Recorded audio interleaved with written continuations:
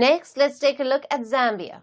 The southern African country is mourning, but it is also embroiled in a political row at a time of immense grief. And at the center of this drama is a former head of state who is no more alive. I'm talking about the late Edgar Lungu. Now, the former president of Zambia passed last Thursday. He was an influential leader, had a terrific reach among the masses, even though he was barred from running in the upcoming elections. Edgar Lungu led the country from 2015 to 2021, and his death really hit the nation close to home. There's a state funeral in place, radio stations switched to gospel music in his remembrance, the flags come down. So there's genuine sadness in the air. At times like these, you'd expect a country to stand united. But instead of that, the former president's funeral plans have turned into a political tug-of-war. And who's involved in this power struggle? His family, the current state government, and Edgar Lungu's political party, which is called the Patriotic Front, or the PF. And the result of this episode? Confusion, chaos, and a country unsure of how to say goodbye to someone who led it for 7 years. So what should have been a solemn national moment is now marred by political infighting. Let me explain what's happening here. On one side is the ruling government. On the other side, Lungu's family and his party, the PF. All of them have conflicting ideas on how to honor him. First, there's a row with the state funeral. The current administration says that the venue will be a government-owned lodge in Lusaka. That's the capital of Zambia. But Lungu's party immediately pushed back.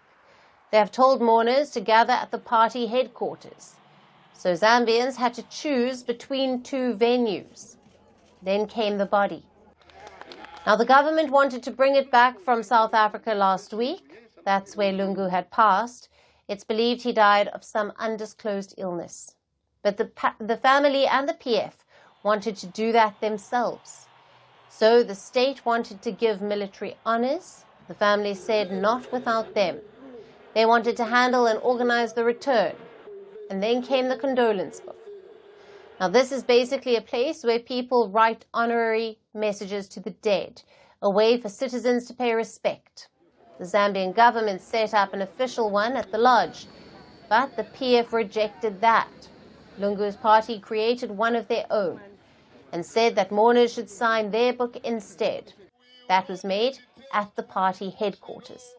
So now there are two books at two different locations. It didn't just stop at that. The Zambian government declared a 7-day mourning starting last Saturday, but the PF had announced their own days earlier.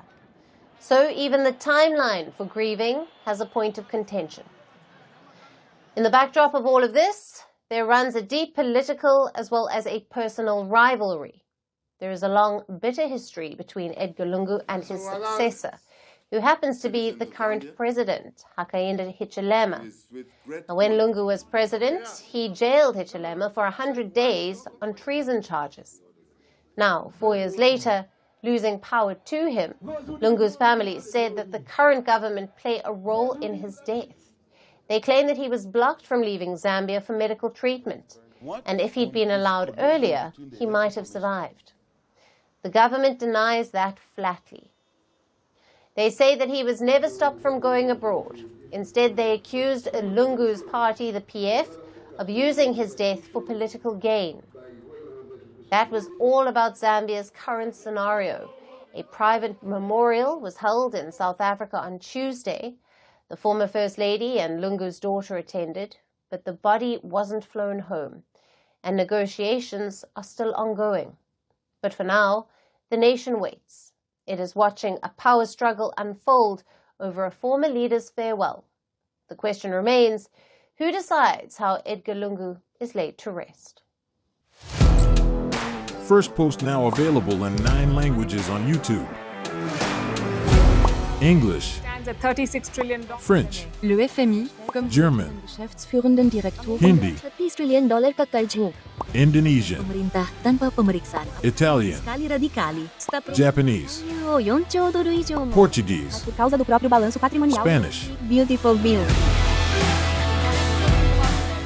Go to Settings, click on Audio Track and select a language of your choice. Be the first to know what's happening around you in your first language. Firstpost.